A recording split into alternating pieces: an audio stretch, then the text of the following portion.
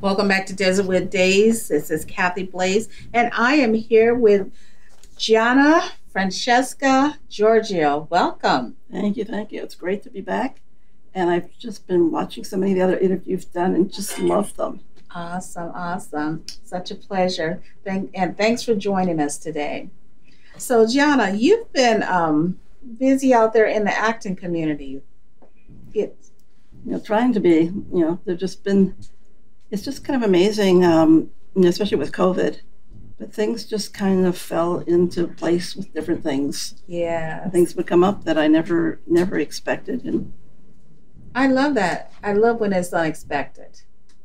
So, you, as an actress, when did you start acting? I would say really recently, just the last couple of years. I did a couple of films where I played a detective. Oh. And I had done the audition, not for me, but for it was like a role that might be for the grandkids or for my husband, because they were doing a mafia kind of thing. I didn't know, but he was out of the country. And so I went and I'd never done an audition before. I had no idea what was going on and did it. And so the director liked me, so he rewrote the role of a male detective for a female detective, and just, right at the very last minute. So I went and, did that. And then that was the second part in a series, trilogy. And then the third one, he wrote in more for the two detectives for us to be. And we did film some of that at my house. That's awesome.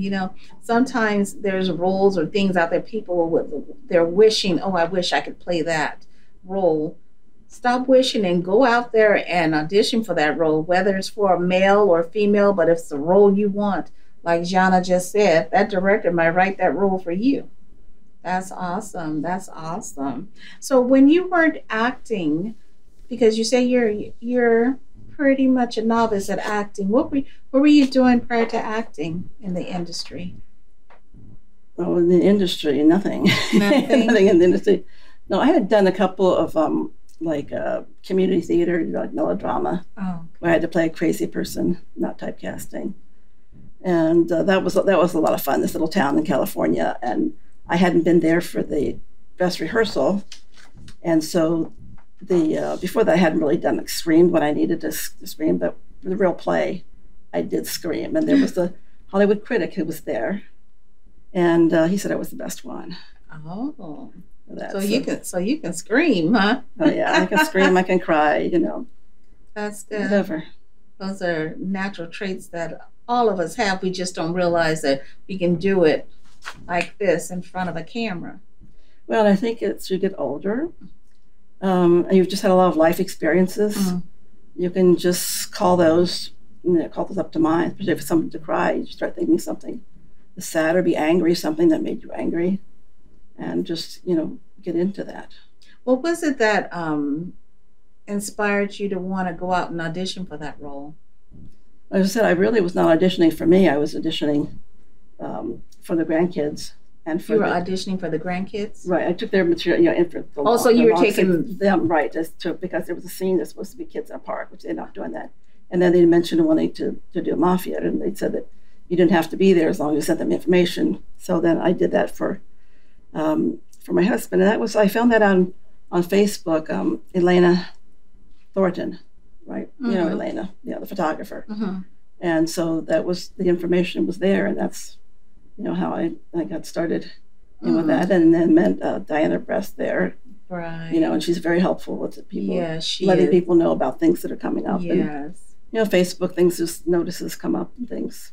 So, as an actress, I like to ask this question: as a mature actress, what advice would you give someone, let's say in your age range, that wants to act, but they don't, they maybe think they're too old or they're afraid? Well, I think there's a real problem with, especially for women, with older roles. Um, I think one, don't ever don't put your age on your resume, and just use like what age do you play, So, and in fact, but a former director said that I could play like 15 years younger. If I wanted to really play my age, they'd have to put makeup on me, to do so. I just say like 50 plus, whatever. It depends on the makeup. So yeah, no, I think my bites just don't get old. But I think there just needs to be more of a push. I think there's like with the Women's Film Worldwide Film Festival, Right. Getting women in, and for men too. I think there's a lot of ageism. I think it's a lot worse in the industry for women, but you just have to kind of get in your door because I think they have an idea of what somebody my age looks like, but that's not what I look And like. I think most people, even directors, casting agents, they put an age range also. I think a lot of times it's a comfort level of the actor themselves. Whether do I look like I'm 30 or 35 or whatever, and they're not auditioning for the role. Or if they ask for someone that's 45, you may still be able to play that role. So don't sell yourself short, wouldn't you say? Oh, definitely, yeah. I mean, and I think a lot of times too is that these things, and like I said, are not set in stone. They sort of have like an idea. That's true. It doesn't have to be what that is. Because in today's time, grandmas are much younger. Okay, grandmas are in their 30s nowadays. This is some young grandmas, so you never know. So you were also in a movie called Prankster. Oh yes. Tell us about your role in that. That was a lot of fun, and that was another one kind of just sort of happened because the person had been the assistant director in the prior film that I had been a detective.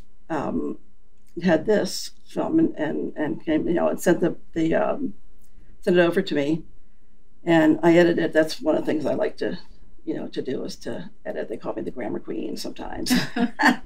So edited that, and as I read it, I saw the role of Grace, and I think it was somebody 40 for that or something. 40, but so I told him I could do that, and then next thing I know, I'm doing it. And it was just like what they call a Karen type person. I feel sorry for people named Karen. I know. But it was just really fun to be able to be like just sort of nasty, irritating, and do that so well. Oh, so you played this nasty person. Well, she didn't really think she was nasty, but she thought she was right, and people were infringing on her rights. Had a puzzle of a precious dog. I don't know what kind it was, and so water got on it, and you'll see in the clip that's something. Yeah, don't tell us too much. Yeah, yelling about that and that kind of thing, and that was just like so much fun. I mean, there were a lot of people. In the film, and a lot of moving parts, and just I think, and some of it we filmed, not the part I was in, but some of it we filmed at my house, going until like 2 in the morning or so. And I mean, it's just, that's one of the things I've really impressed about the film. I don't know if film it's really place else, not much besides here in Arizona, but it just, people are very hardworking. They're very talented, and that's something some of the people that you've interviewed that I had worked with before, I didn't realize they had all this depth of education and training and experience and everything. I think they're just a camera guy, but they just so much stuff. And it just really was a lot of fun. And for me, like there was one time when I came in early I was first seen in the morning, and I come in for makeup, and that's nothing like. I love having my makeup done and my hair done. It's just that's nice. Because I was, I grew up in the 60s and 70s. I didn't wear makeup. Right. I still don't really. So it came in, and one point where they're filming me, and it's just me, and they're like cameras and lights and all this, and I thought, God, this is just great. So that was an experience for someone that was your second time acting. Well, like the third, no, Yeah, third thing Oh, where I had speaking roles. And okay. more, this was supporting actress roles more than anything else. Well, why don't we take a look at this film? Okay. Why do you have to keep that damn plant up there? You could get water on my desk. If any of that got on my precious, I would be very unhappy, Johnny. The plant needs light, Grace. And it is on my side of the desk, so any water that falls is going to fall on my end. Water splashes, Johnny. That's how water works. Really? I didn't know that. Look, I'm being careful, okay? You think just because you're friends with Connor that you can do anything that you want. Yeah, she was a Karen, wasn't she? Mm-hmm. Oh my goodness. So how did it feel playing that character? Oh, it was fun. It was You know, fun. it's fun. You know, I mean, it's just that's not the that's not me at all. But you know, you see it, and it's the kind of thing that's like sometimes you'd want to say that you wish you could, but you wouldn't because you're civilized and behave proper. So in film, you can do whatever it is that character would do. Yeah, that was awesome. That was awesome. So, you spoke about being on set and seeing how the cast and crew just worked so hard and got there early. Someone new experiencing that. What was that experience like for you? Yeah, I think the thing is with every film, every situation is very different. I mean, it's like one person will like with the first films, you know, it's like you had to be there, you know, a good hour ahead of time, and then you go to makeup and you everything, you get ready and everything. And then like another series, like 12 Westerns in 12 months that are coming out now. That I was in, you'll see a photo of that. With that, when the time he gave you was a time he expected you to be on set, dressed and ready for makeup. I mean, dressed and already made up. Everything So everyone already has their done. own You know, timeline. so that's I think you have to sort of like go with the flow and see how each person does Right. and what they expect of you. And so it's just kind of a learning thing. But you can, you know, you work with you know, with the makeup and the wardrobe and stuff, and you know, there are people who've been around and they know things, Right. and so you can get tips from them about, you know, what to do. So Right. everybody is quite good, cooperative, and you know, welcoming. Right. So you learned a lot from working on these sets the first few times. Oh, definitely, definitely. I mean, and every time it's really a learning experience. And then after, you know, after it's filmed and stuff, and then when they have the openings, and you get to go to the openings and meet a lot more Sure. people Yeah. there, And that's always yeah, fun. and see that and everything, the red carpet. You know, Right. so. And I want to make a correction. It was the art director of the movies where I played a detective, Oh, which okay. that was a fun thing too. What? Where I use a gun, but it's a whole other thing. But it was the art director of the last film that I was in, who was the one who became the writer-director, I think that's right, of the Prankster movie. Oh, The okay. one we saw the clip. Got that. Okay, awesome. Awesome. So, Gianna, what is it that you like about acting? I mean, you just started acting not too long ago. So, what is it so far that you like about acting? Yeah, you know, I think I always kind of had in the back of my head that, like, when I retired, you know, from being an attorney, that I would be like this little old lady actress, you know, like carrying a chamber pot around or something like that, you know, and just and be. I like comedy stuff, although I like, you know, to do the drama too, but comedy is a lot of fun. And I can be like sort of the straight person, you know, not the person that's like haha, but you know, that sort of like the victim of the joke or whatever. And so I think it was sort of always there, and I did a few little things along the way. But I really think that I like film better than theater, because film you can do it over again if it doesn't work out right. You know, you get another shot at it most of the time. It's just like the interaction, meeting all the different people that I never would have met, you know, otherwise. I mean, that's really, and seeing people, you know, sort of following some of the people on Facebook with their successes as they've been, especially the younger ones, you know, they've learned different things and gotten roles, and just like, you know, they're living their dream. That's kind of awesome. thing. I love that you're retired and you moved on. You're not just somewhere sitting down retired. you're enjoying life. You're a part of a community that's doing great things. So I love that. So you also brought some media for us to see in from some of your previous films, correct? Right. Yes, in different films and different. Also, before I started the acting, I had done gone to like a lot of different the Italian festivals. Okay. With my husband, Joe Giorgio, who's a singer and an actor, and I would, but usually it'd be like the master of ceremony, introduce people and play the tambourine. Okay, and well, also Southern Italian costumes. So that's okay. So let's take a look at these pictures, and you can tell us a little bit about each one of them. Yeah, this is a typical Southern Italian costume, and the tamburella, which was designed by Alexandra Bologna. And I'll be going once again for the third year at the Rhythm of the Cure in Hawaii. Hopefully it'll be okay. So that's I love dancing, do all kinds of dancing.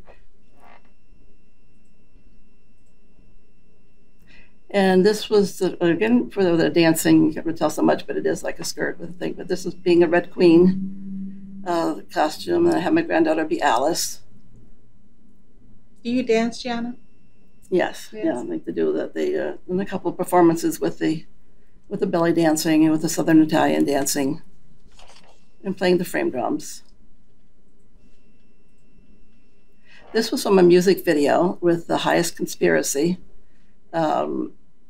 Music is the medicine. Yes, just really cute. That was just so much fun doing that video. And I had just actually met the guys through a friend of mine who came down from Portland like a week before, and then I get a whole totally different direction. Say, you want to be in this music video? And so there I was. Was that a beach scene? It was a pool party. Oh, okay. Pool party scene they had. Oh, okay. And I had my yellow parasol. Every place I go, the director will say, "Bring your yellow parasol." Yeah, I'll bring it. And this was during getting some photos, getting some costumes together, possible costumes for the film, which is going to be coming up soon. I think we'll see the poster momentarily. I play the part of a grandma, Italian grandma. Okay, so what are those? What are those? Dog biscuits. I didn't have cookies. It's a mock-up photo. And this was for one of the films, one of the 12 Westerns. This was a story that was based, the woman who robbed the stagecoach, and it's based on a true story of Pearl Hart. And this costume was for when I was like a society matron in Chicago, where there was like a women's rights rally. And I also did a couple of other roles in that as well. Look at you showing some leg there. Oh yeah, I got a boots on. Uh-oh. And then this is the film, which is it's a feature-length film, and I will play the title character. Nono means Italian, means grandmother in Italian. How did you pronounce it? Nonna. Nonna. Nonna. See, we pronounce it Nana. Yeah. Nana is a different word, but I think it's probably a corruption from this. But Nonna and Nono. And so, there we are. And it's really, it's a comedy, kind of, I don't know if we say a dark comedy. And so I edited a script, translate the co-star, close personal friend, Gianna Giorgio, who doesn't speak much English. So he mostly talks in Italian. So I did the subtitle in English, for the Italian, and then Italian for the English. So the real fun about that is that we'll be able to show it in Italy and take it to Italian film festivals, right, which are fun to go. I love the poster. So and there was like some part where my character is supposed to like climb up, be sprayed like on top of the wall, or climb up an air shaft. And at one point I said to the director said, I think I'm gonna have to like lose weight and really get in shape to be able to do that. And he goes like, "Oh, I forgot to tell you, I'm gonna get a stunt person for that." So that was a great relief. Wonderful. I enjoyed those pictures. Thank you. Very nice, very nice. So, Gianna, if there was a dream role that you would want to play, what role would that be? It would be something with Bette Midler. like maybe it's her cousin Okay. in some role, because people said, especially my hair was red and curly, that I look like her. And I think there's a chance that we're all related, but I think there's a chance that we are related. Mm. And she's got this one thing where she is dressed like a mermaid, I think, and is playing I forgot what the name of the balls, the Hawaiian balls, which I've done. I've done some Polynesian dancing too, some performances with that. So that's one of my goals, to be able to do that. But I think that would be fun to just to do that. As an actress, I mean, I watch loads of movies, and I have my favorite actresses. Who are a few of your favorite actresses? Oh gosh, I always liked Sally Fields. Mm-hmm. And I had a chance to meet through a friend who's now deceased, the actress we know, Barbara Harris. I was friends with Lily Tomlin, and went to see her a couple times, and just a real sweetheart. And she's it's amazing what she can do. And she's still performing. Yes, she is. Yes. Yeah, that's awesome. Lovely stuff, I think when you get to that age, that movement is good for you. Oh, definitely. Yes, and that keeps her being youthful, keeps her mind right. I mean, movement is good for all of us, no matter what your age is. But I think that really helps. I mean, I always use, for an example, Betty White. I mean, look at her. What is she, in her 90s? She is in her 90s. And she's still performing and still going strong. Mm-hmm. So I think I already asked you what advice you would give to a female that wants to get into the acting industry, didn't I? I just want to make sure I didn't. Right now, I think we talked a little bit about that. And I think, like I said, just I think just get on some of the Facebook groups that are with that, and go to things, and even if it's a so like a walk on roll and stuff,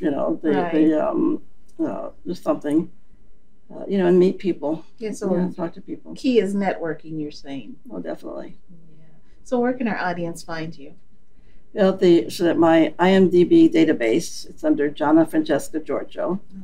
You can find it in Gianna Giorgio, but it'll take you on the next page. Scroll down. And on Facebook, it's under Gianna Giorgio. Okay. Well, it was such a pleasure having you here with us today. Well, it's just really lovely being back here again with you, and I look forward to seeing so many more of the interviews that you'll be doing down the road. And just learning so much. That's another thing as an aspiring actor or actress should do, is to watch the interviews and talking about the people and see the kinds of things they've gone through and the services they have. And, yes. Yes, and I totally agree with you. And not just actors, filmmakers in general, because there's some people out there that they may not know that's doing some things that maybe can help them or benefit them in some way. Definitely. So I love that. Well, thank you for joining us again, and we look forward to your new film coming out next year. Thank you. Such a pleasure. And thank you for joining us today here at Desertwood Days, and we will catch you next time.